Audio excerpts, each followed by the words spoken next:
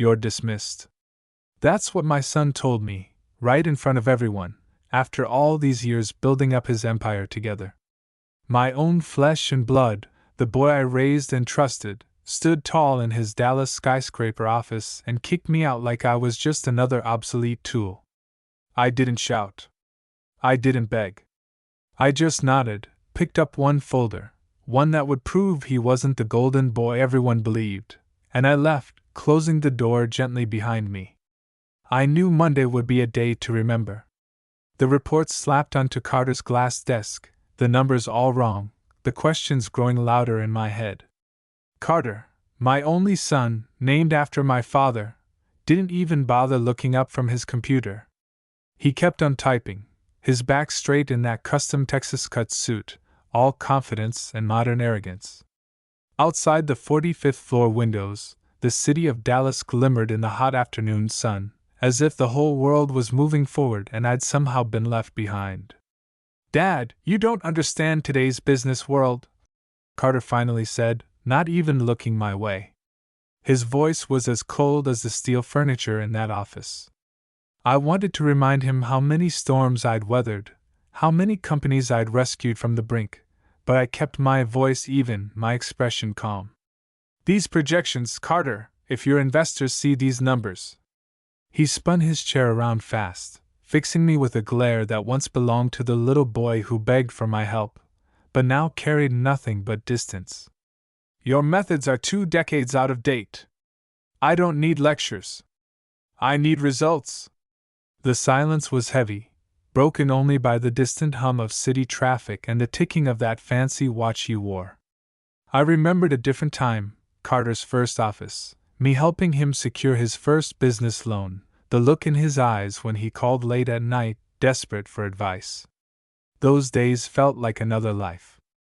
I tried to steady my hands, gathering the stained financial documents and slipping them into my old leather briefcase. My own son, the one who once shared every hope and dream with me, now stood as a stranger behind his modern desk. "I'll review the numbers with the compliance team," I said, choosing dignity over conflict. "Do what you need to do." Dismissal, final and cold. I walked out, my footsteps echoing down the long, polished hallway, past portraits of business titans, past photos of Carter with celebrities and politicians, all smiles and handshakes. Not so long ago, we would have been in those photos together. The door shut behind me with a soft click, leaving Carter's reflection in the glass, cold and distant. As I stepped into the elevator, I caught a last look at the city. Dallas had never seemed so big, or so empty. But that wasn't the end of it. An hour later, in the boardroom, a place I'd practically lived in for the last 20 years, I noticed something off in Carter's entrance. He walked in like a man with a secret, like a general about to launch an attack.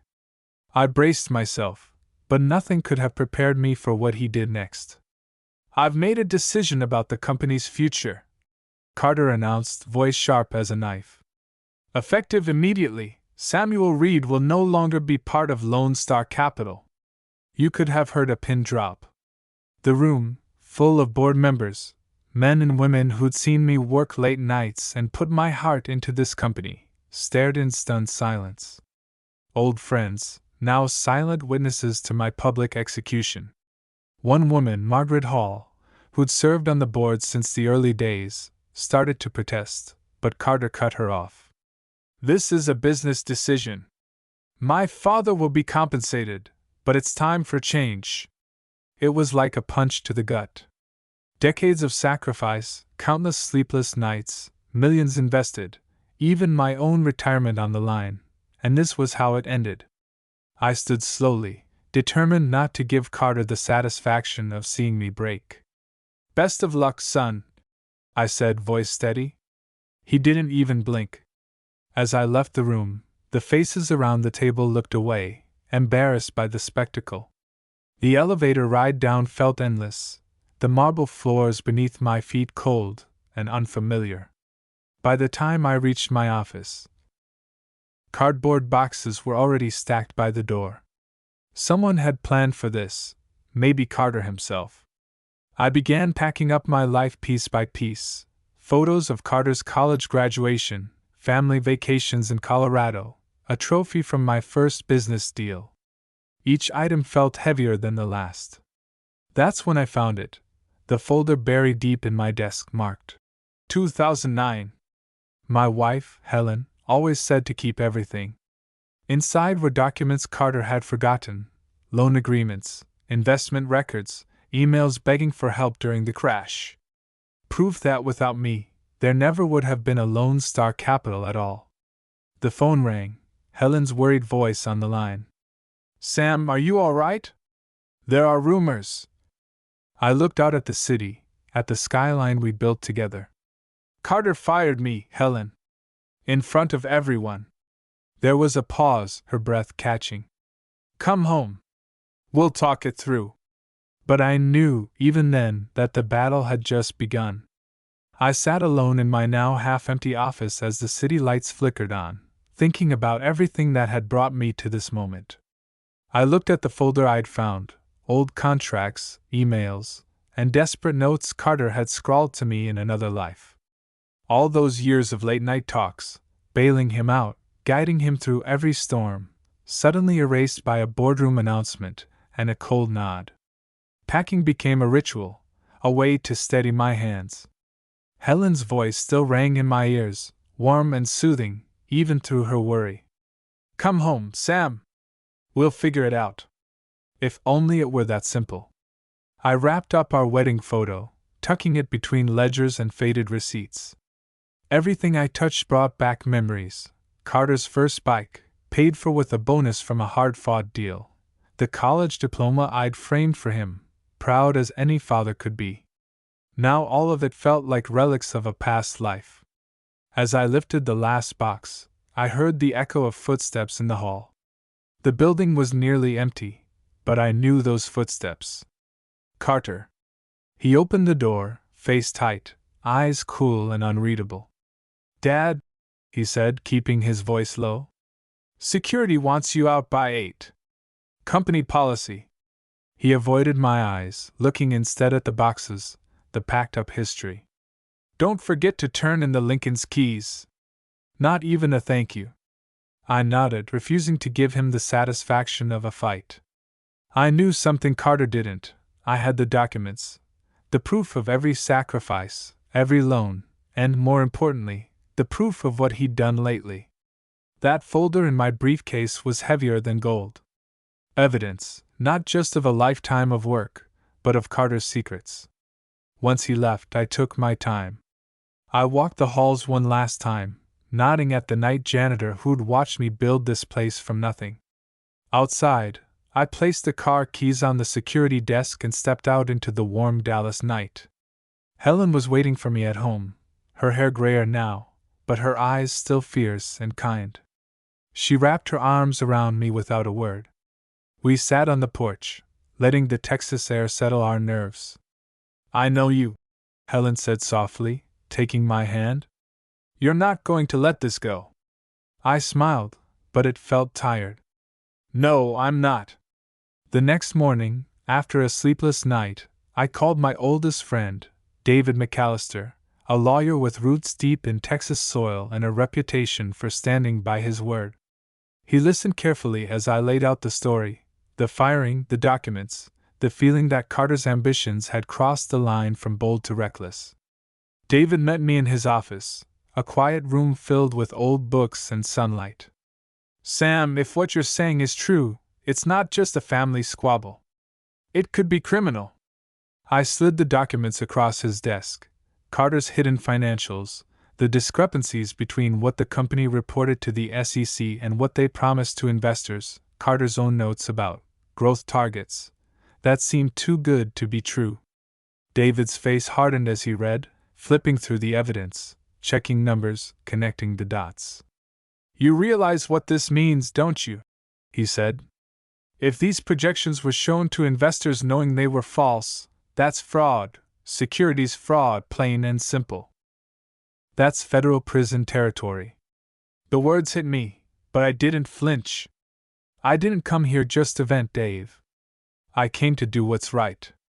If Carter wants to play dirty, he's going to learn what consequences look like. He nodded. You're a good man, Sam. I'll handle the whistleblower paperwork for the SEC. But you need to be ready. This is going to get messy. It could take months. Carter could lose everything. So could you. I looked out the window, thinking of all those investors, the employees whose livelihoods depended on Lone Star Capital. If I let this slide, a lot more people could get hurt. I'd never forgive myself. That afternoon, the paperwork began. David prepared the complaint, making copies of every document and building a timeline. My phone buzzed every few minutes, messages from old colleagues, from reporters sniffing around, even from Carter's assistant, asking for my side of the story. I ignored them all.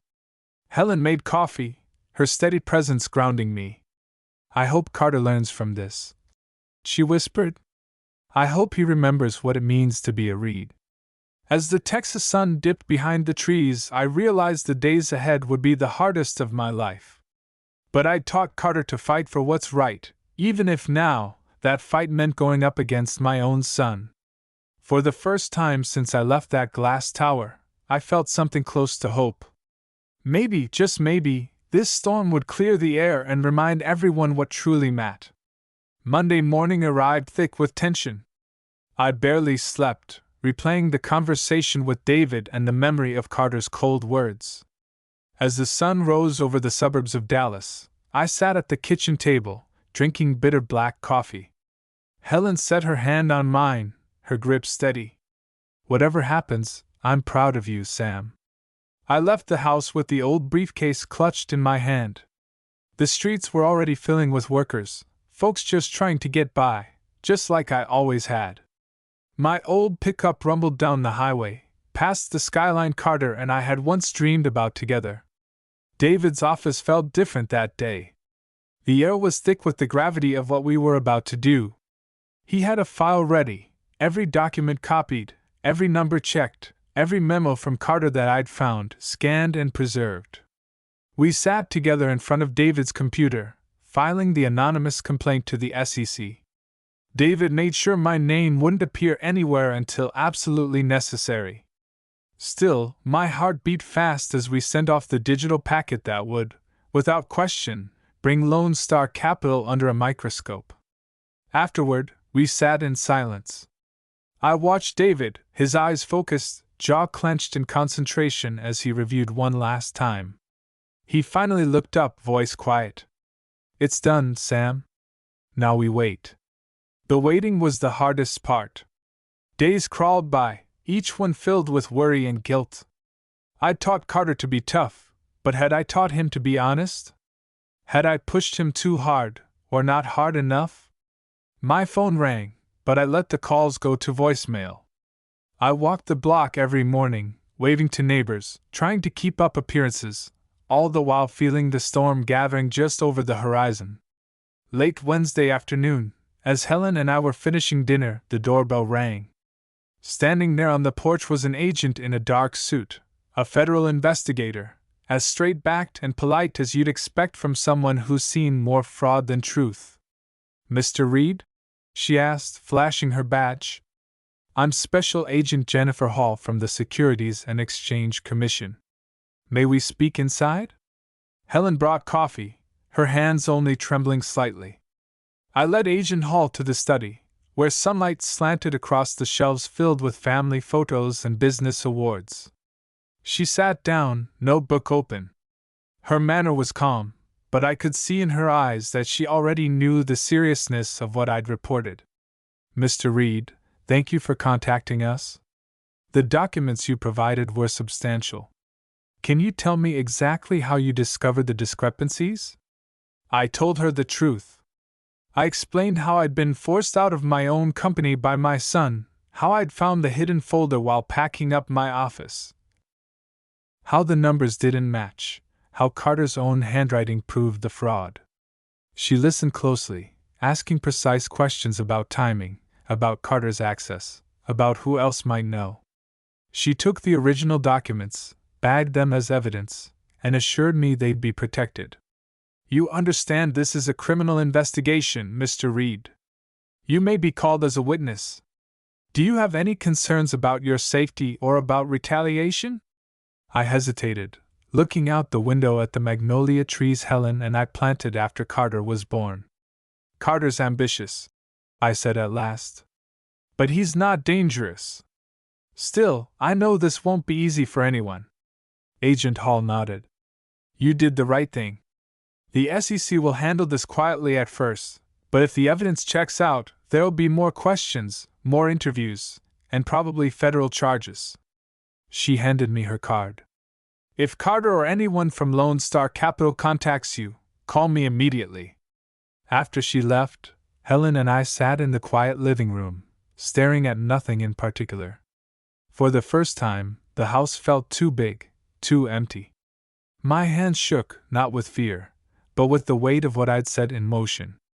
The next morning, I drove out to the old Reed Ranch, just a patch of land west of the city that I kept for moments like these. I walked among the pecan trees, listening to the wind in the branches, letting my thoughts settle. I remembered Carter as a boy, running wild through these fields, his laughter echoing over the grass. I remembered telling him that trust was worth more than any fortune. My phone buzzed with messages, some from old friends offering support, others from reporters wanting a quote.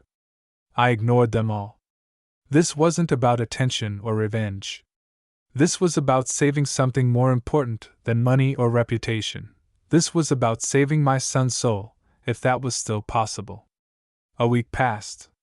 The headlines started small, just a whisper on local financial blogs about accounting irregularities at Lone Star Capital. But soon, national outlets picked up the story. Investors panicked, the company's stocks slid, and Carter's face, once the symbol of youthful ambition, was splashed across business news as the man at the center of a federal probe. Helen watched it all in silence. I could see the pain in her eyes, but she never wavered in her support. Whatever happens, Sam, we did what was right.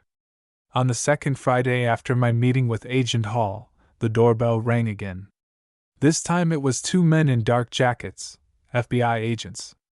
They carried warrants and questions, and their tone was all business. They wanted to know everything, about Carter, about the company, about my own role. The investigation had begun in earnest, and there was no turning back. The weeks that followed blurred together, meetings, phone calls, interviews, lawyers, more lawyers. The federal investigation moved with the kind of quiet intensity that made it clear this was no longer a family feud. This was now a matter for the United States government. My phone became a lifeline and a burden, always buzzing with questions, updates, and more than a few veiled threats from former colleagues who didn't want the truth to come out. Helen held me together.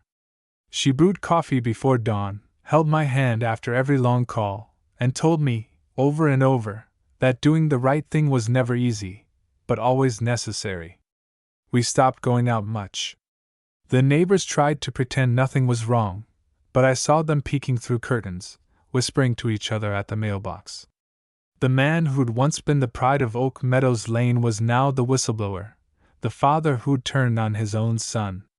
But I never regretted it. Not for a minute. One morning, I was summoned to the federal building in downtown Dallas. Agent Hall and two other investigators met me in a windowless conference room, their faces all business. I'd seen my share of depositions and boardroom brawls, but nothing compared to sitting across from three federal agents with recorders and legal pads. They walked me through every document I'd given them. They asked about Carter's habits, about who else at Lone Star Capital might have known, about conversations I'd had with other executives. Their questions were pointed, but never cruel. I could tell Agent Hall respected what this cost me. Mr. Reed, are you prepared to testify under oath to everything you've told us today? She asked. I looked her in the eye, my voice steady. Yes, ma'am. I've spent my life telling Carter that actions have consequences. That goes for me, too. After the interview, I waited in the building's cafe, sipping burnt coffee, staring out at the city. I felt old, weighed down, but also strangely free.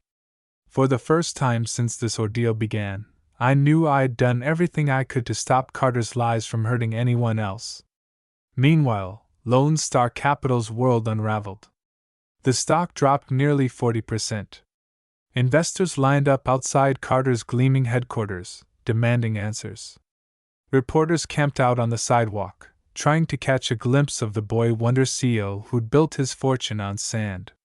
The board issued statement after statement, but the truth couldn't be spun anymore.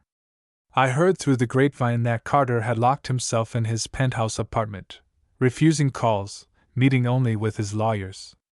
I pictured him there, staring out over the Dallas skyline, clutching at control he no longer had. One afternoon my phone rang. It was Carter. For a moment, I just listened to the silence on the other end. Then, his voice, so familiar and yet suddenly so distant.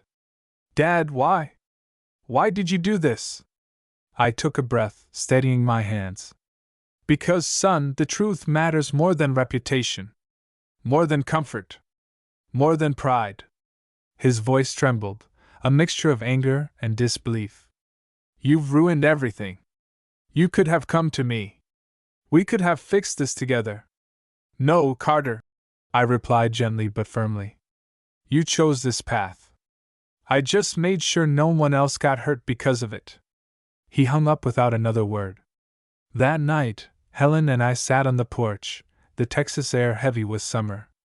"He'll never forgive me," I said, staring into the dark. Helen squeezed my hand. "He might not. But he'll remember. And so will everyone else." Days later, the news broke that federal agents had raided Lone Star Capital's headquarters. Computers were seized. Carter's closest executives were subpoenaed, their careers suddenly as uncertain as the company's future. The entire business world seemed to freeze, waiting for the next shoe to drop. The following week, I received an official letter. I was being called as a witness for the federal grand jury. The day of the hearing, Helen packed me a lunch and kissed my forehead. "Whatever they ask, just tell the truth," she whispered. I promised her I would. I walked into the courthouse, past the marble pillars and the security guards, into a cold room full of strangers. The prosecutor, a tall man with sharp eyes and a soft southern drawl, led me through every detail: my discovery of the documents, my conversations with Carter, my role in the company. The grand jury listened, their faces impassive. Some took notes, others just watched me, an old man caught in the crossfire of ambition and justice. When it was over, the prosecutor shook my hand. "Mr. Reed, you did a brave thing. Not many people would have had the strength." I left the courthouse that day changed. The burden I'd carried for months began to lift, replaced by something else, maybe not peace, but at least the knowledge that I had done my duty. Still, I worried about Carter. About what would come next. I had seen men survive scandals before, but never a storm like this. Helen greeted me at the door, arms wide, heart steady as ever. We sat together, side by side, as dusk fell over Dallas, waiting for the future to arrive. Summer passed in a blur of headlines, subpoenas, and whispered conversations that drifted down every street in Dallas. Helen and I stayed close to home. The porch swing became our refuge, a place where we could hear the cicadas at dusk and pretend, if only for a few moments, that the world outside wasn't collapsing. The grand jury moved quickly. The evidence was overwhelming. Carter's own handwriting, the same bold script that once filled his childhood notebooks with wild dreams, now served as the backbone of a criminal case. Federal prosecutors built a timeline that showed how the fraud had grown, step by step, until even Carter seemed to lose track of where the truth ended and his ambition began. One morning, Agent Hall called. "Mr. Reed, the grand jury has voted to indict. Formal charges will be announced soon. I wanted you to hear it from me first." I thanked her, though my heart was heavy. That afternoon, I watched the news as they broadcast live from the Lone Star Capitol building. Camera crews crowded the entrance. Reporters, eager for a glimpse of the disgraced CEO, shoved microphones at anyone in a suit. The headline at the bottom of the screen read, "Carter Reed indicted for securities fraud, federal charges pending." It was surreal, watching my son's name scroll across the bottom of the screen, knowing that I had put it there. But I never doubted what I'd done. Carter had crossed a line, and my duty, to my family, to our employees, and to every honest investor, was clear. The arrest came the following Monday. I learned about it the same way everyone else did, through a news alert on my phone. Carter, stone-faced in a blue suit, hands cuffed in front of him, led past cameras and flashing bulbs, surrounded by federal agents. No more corner office, no more glass tower, just the cold reality of the law. Helen wept quietly at the breakfast table as the story played out on TV. She turned the sound off and reached for my hand. "No one will ever understand what this cost us," she whispered. A few hours later, my phone rang. It was Carter's wife, Allison. Her voice shook. "Sam, I don't know what to do. The kids don't understand. Carter keeps calling for you from the detention center." I closed my eyes, hearing in her words all the pain and confusion I'd feared. "Just take care of the children, Allison. Tell them their grandpa loves them. Tell them their daddy made some bad choices, but he still loves them too." As the legal battle ground forward, I was called to testify again. This time, in a federal courtroom. The space was vast, solemn, filled with polished wood and the quiet weight of justice. I sat in the witness box, hands steady on the rail, as the prosecutor led me through the story of Lone Star Capital from the ground up, the first years, the risks, the sacrifices. And then, step by step, the downfall. Carter watched me from across the room, his face pale, eyes rimmed with red. He never once looked away. The defense tried to paint me as a bitter father, out for revenge. "Mr. Reed," Carter's attorney began, "isn't it true you felt threatened by your son's success? That you wanted control, even after retirement?" I shook my head, voice calm and true. "I built this company for my family. For Carter. But you don't get to rewrite the rules just because you're sitting at the top. The numbers don't lie. And neither do I." The prosecutor finished by displaying the original folder, the one I'd found buried in my desk, the one that started everything. "Is this your handwriting, Mr. Reed?" she asked, holding up a memo I'd written to Carter years before. I smiled sadly. "Yes, ma'am. That's mine. I taught Carter to keep a paper trail. Guess he learned that lesson too well." After I stepped down, I sat with Helen in the gallery, my hand wrapped around hers, as the prosecution made its closing argument. They spoke of trust, of responsibility, of the cost of greed. They reminded the jury that behind every number was a life, families who'd invested their savings, employees who'd built their careers on Lone Star's promise. The verdict came after 3 hours. Carter was found guilty on all counts: securities fraud, conspiracy, wire fraud. I closed my eyes, letting the words settle deep into my bones. In the weeks that followed, Dallas seemed to hold its breath. Lone Star Capital was sold off in pieces. Former board members called to apologize, or to defend their silence. Most just avoided me altogether. I didn't blame them. Everyone had lost something. The sentencing hearing was set for late July. Carter would spend years in a federal facility, maybe not a lifetime, but long enough for him to learn what it meant to be humbled. I visited him once before the sentencing. The detention center was sterile, gray, stripped of the comforts Carter had grown used to. He sat across the glass from me, thinner, older, his hands trembling just a little. "Dad," he whispered. "I'm sorry." I searched his eyes for the boy I'd raised, the man I'd hoped he'd become. "I know you are, son. We all pay for our mistakes. I just hope you use this time to remember who you were before all this." He pressed his forehead to the glass. "Will you ever forgive me?"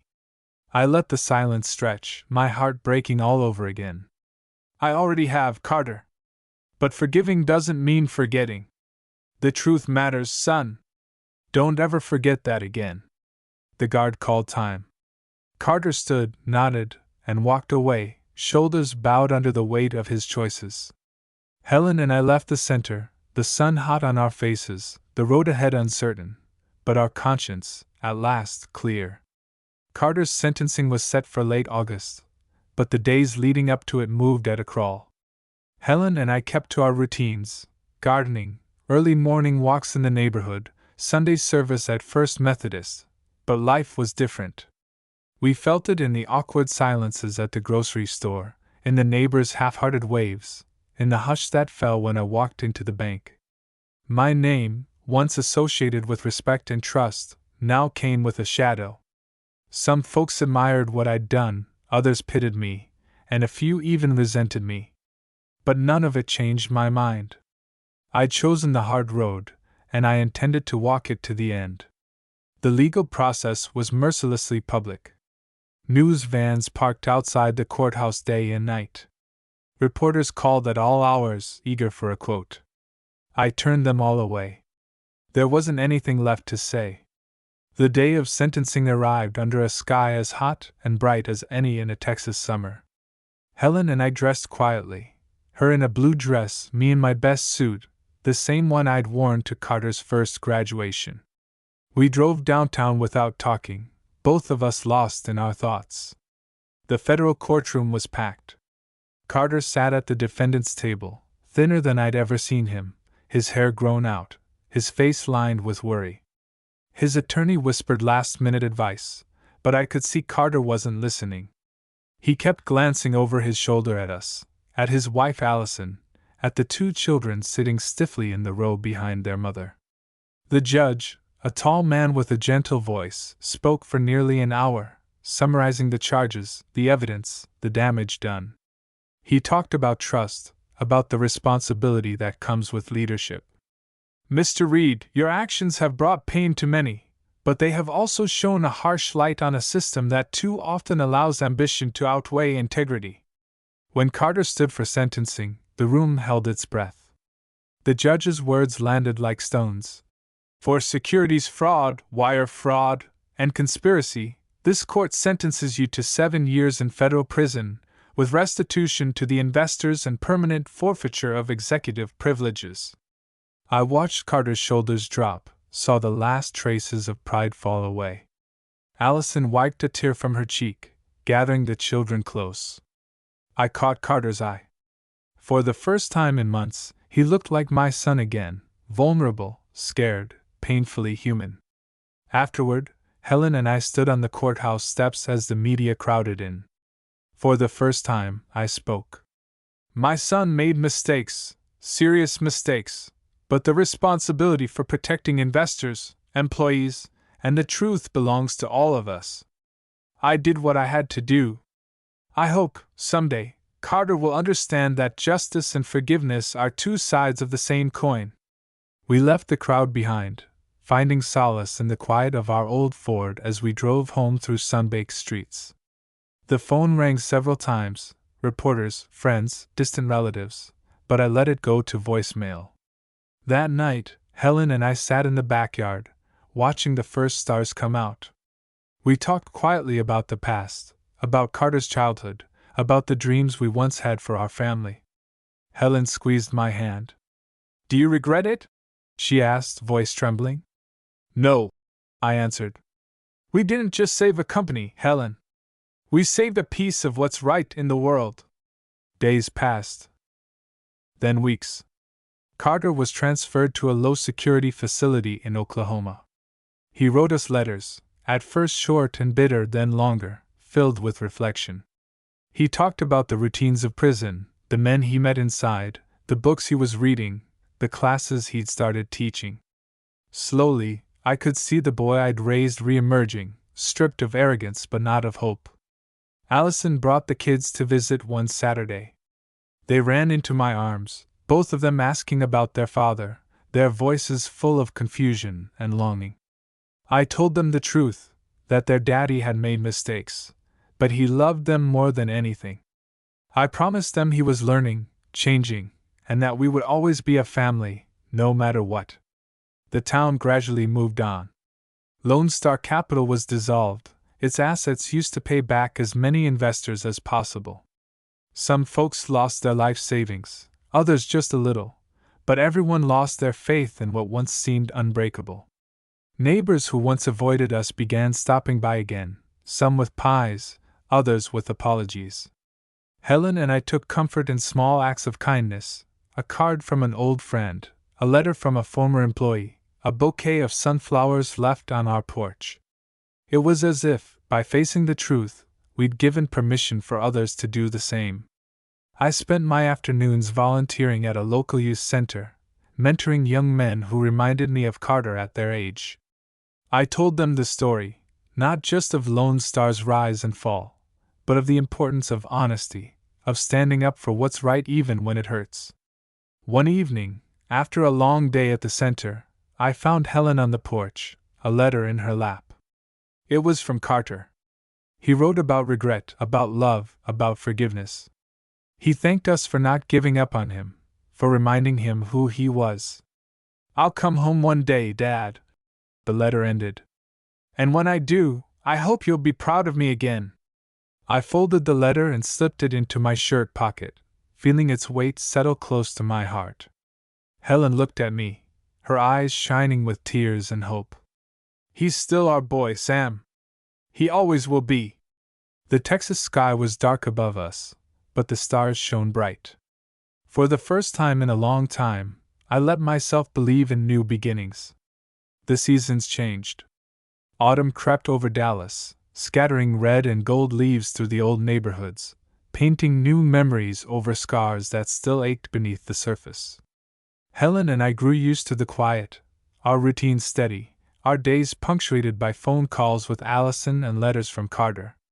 The ache of loss dulled into something more bearable, like an old injury that only flares when it rains. Carter wrote every month now. In each letter, he wrote a little less about regret, and a little more about the future. He asked about his children's school projects, about the pecan trees out at the ranch, about Helen's garden and my health. He told me about the woodworking classes he'd started teaching in the prison workshop, how the simple act of shaping rough timber with his hands felt like building something honest for the first time in years. His children visited every other Saturday. At first, those visits were hard. The kids carried a sadness they didn't know how to name, drawing pictures for their father and asking when he'd come home. Over time, though, the visits became brighter. We started traditions: picnics under the oaks, fishing at the local pond, reading books on the porch swing. Allison slowly began to smile again. The house was full of laughter on those weekends, and I could almost believe we were healing. Thanksgiving arrived cold and bright, the kind of morning where the whole world feels sharp and clear. Helen set the table for just 4, and we bowed our heads, giving thanks for the good years and the hard ones, for forgiveness, and for the love that endures even when life tests it. That afternoon, as the grandkids played in the yard, I sat with Helen in the kitchen, watching the low sun slant through the window. "Sometimes I wish we could start it all over again," she said quietly. "Raise Carter in a world where he'd never lose his way." I shook my head, smiling gently. "He's found his way back, Helen. Maybe not the way we hoped, but the way he needed. Sometimes the long road is the one that teaches us the most." Christmas came, and with it, another letter from Carter. In careful handwriting, he wrote of hope and forgiveness. He thanked us for every visit, for every story we told the kids, for every sacrifice made and every truth faced. He promised he'd come home better, a father, not just in name, but in heart. That letter brought Helen to tears. She pressed it to her chest, whispering, "It's enough, Sam. We did the right thing." Years passed. Carter was paroled early for good behavior and because of the educational programs he'd started for other inmates. When the day came for him to walk out those prison gates, Helen and I drove north to Oklahoma to meet him. We waited outside the main building, the early morning fog curling over the fields. Carter stepped out carrying nothing but a small duffel bag and the weight of lessons learned. He saw us, really saw us, and his face broke into a smile, shy and grateful. He hugged his mother first, holding her tight, and then turned to me. "Dad," he said, his voice thick. "Thank you for saving me from myself." We drove home together, the three of us, the road stretched out wide and open ahead. Carter asked about the kids, about the ranch, about the future. I listened, feeling the old pride stirring deep in my chest, not because my son was a free man again, but because he had finally found his character, his humility, his heart. Homecoming was not a celebration, but a gentle return. Allison met him at the door, uncertain but hopeful. The children ran to him, clinging to his legs, their questions tumbling over each other. That night, we gathered for supper, all of us together, not as a perfect family but as a whole one, weathered, scarred, but unbroken. Carter took up work with a local nonprofit that helped young people find jobs and second chances. He spent weekends out at the ranch with me, fixing fences, planting new pecan saplings, teaching his son how to whittle a fishing pole from scratch. He gave talks at schools about integrity and the price of shortcuts, always ending with the same words: "Your choices matter." And so does telling the truth, even when it hurts. Helen's health grew fragile as the years passed, but her spirit never dimmed. She lived to see Carter rebuild his life, to watch her grandchildren grow, to hear the sound of laughter echoing through our home again. The last summer she spent with us, she sat under the big oak tree in the yard, smiling as the kids chased each other through the grass. "It was all worth it, Sam," she whispered. "Every single step." After she was gone, Carter and I planted a new tree for her, right beside the old swing. Every spring, when the blossoms appear, we sit together in the shade, talking about the past and dreaming about the future. Now, in the quiet of my old age, I think about the journey we've taken. I think about sacrifice, about legacy, about the things a father owes his son, and the things a son must learn for himself. I've lost much, but I've gained more than I ever expected. I've learned that forgiveness is not forgetting, but loving in spite of the pain. That justice is not revenge, but a path to redemption. Carter's children are nearly grown now.